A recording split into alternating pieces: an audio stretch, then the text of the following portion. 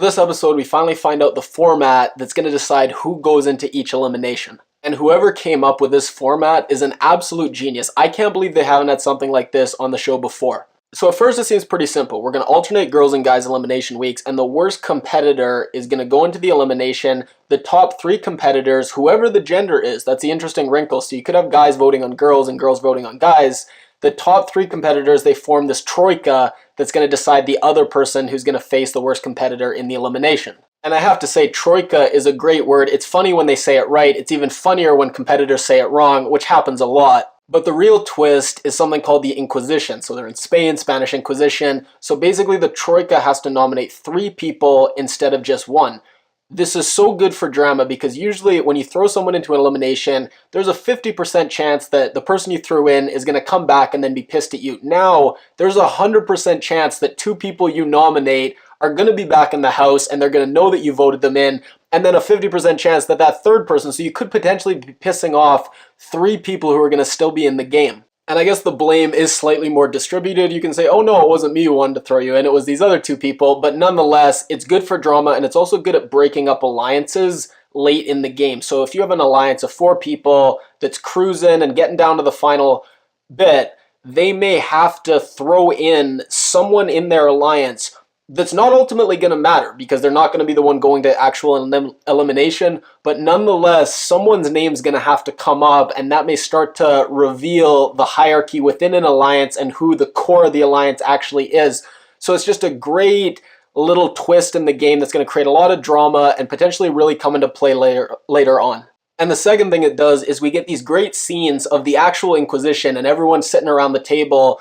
And this is similar to what already happened. So when there's a power couple, all the couples that think they're going to go into the elimination, they already come and talk to the power couple beforehand. The big difference between this is everyone does it at the same time. So you get these hilarious situations where you got to speak in code and maybe use hand signals, and it just creates so much drama. And this episode, it led to some of the best moments. First of all, Kyle, when Brad and Johnny are sitting on either sides of him, just going back and forth. I don't think Kyle said a single word at the nomination or either at the actual Inquisition when they all got together. I didn't hear Kyle make one peep. And then Brad holding court at the table with these crazy eyes. Tony even called him out on it, said, I think eyeballs the size of a full moon. It was so funny. And then Victor, he's such a wild card for me. I don't know if he's going to really go far or be one of the first to go out. He didn't do well in the challenge, but he was great at the Inquisition, standing up for himself and calling out that bullshit Cory ploy.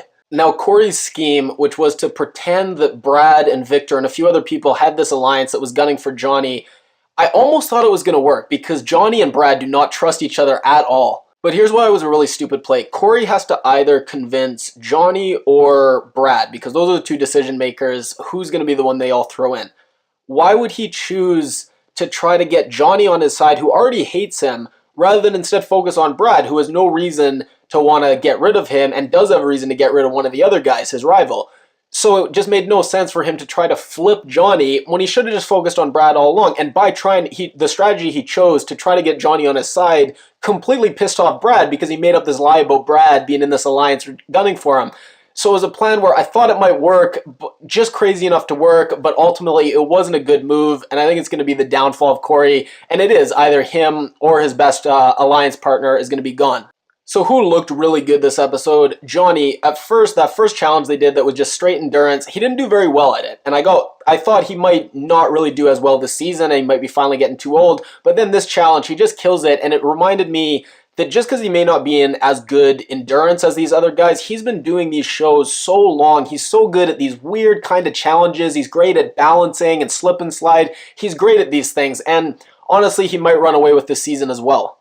And then Kyle, we knew he was a likable guy. Now, if we see him that he can actually be physical and do good in challenges as well, not to mention his maybe potential alliance with Cara Maria, who looked really strong this episode. She's gone up in my eyes as well. He may be a real threat, but I think that he did a mistake where he shouldn't have shook Cory's hand and said, I got you, man, I give you my word. That was just unnecessary, and he may not really be familiar with the shows and not think it matters, but it could matter, and that really could come back to bite him. Maybe not necessarily this season, even in future seasons. People are going to look at that and be like, look, this guy's got no honor. He'll look you in the eye, shake your hand, and then go back on it. And then Cara Maria, who I just mentioned, did great in the challenge, might have a really strong alliance with Kyle. There are a few shots of her just looking jacked. And you saw Marie, who seemed like she wanted her out in the first episode, and I thought she was just going to go after her. Seemed like Marie, for whatever reason, was kind of groveling and kind of trying to get back on her good side. It just made me seem like Marie was starting to realize she really didn't have the pull and the clout in the house that she thought she would. And then Britni, huge surprise. I thought she'd just come to party. It looks like she's actually come to play. My only thought is her and Brad, people are already putting them together. If they're both winning challenges, they may have a pretty big target on their back, but nonetheless, Britni's got to go up in my power rankings. So what's going on with romance? I talked about Cara Marie and Kyle. Marie, not a good look for Marie. I think she said Cara Marie is hoo-ha's more beat up than her punching bag. They're both pirates. Cara Marie is a pirate whore. Ahoy matey, you go enjoy. Just not a good way to show that you're not jealous and bitter about something. And then Johnny, continuing his flirtation with Natalie, still very cute. And lastly, Sylvia, so obsessed with Joss. I don't really blame her. I hope they happen, but for her sake, because I think she would just really like it, I'm skeptical of whether anything's actually going to happen there, though. And last thought, when Zach said Leroy looked like a toddler trying and failing to get out of a bathtub, that was so funny. And by the way, I didn't watch last season. Leroy, this is twice now, I guess, that he's had someone throw a vote his way who's actually says they're his friend and is just throwing the vote to throw it away and burn the vote, and that actually ends up voting him in. So I know I saw it way back on Rivals 2, but I guess that happened last season as well. This is the most unlucky, or maybe it's his fault and he's doing something wrong, guy.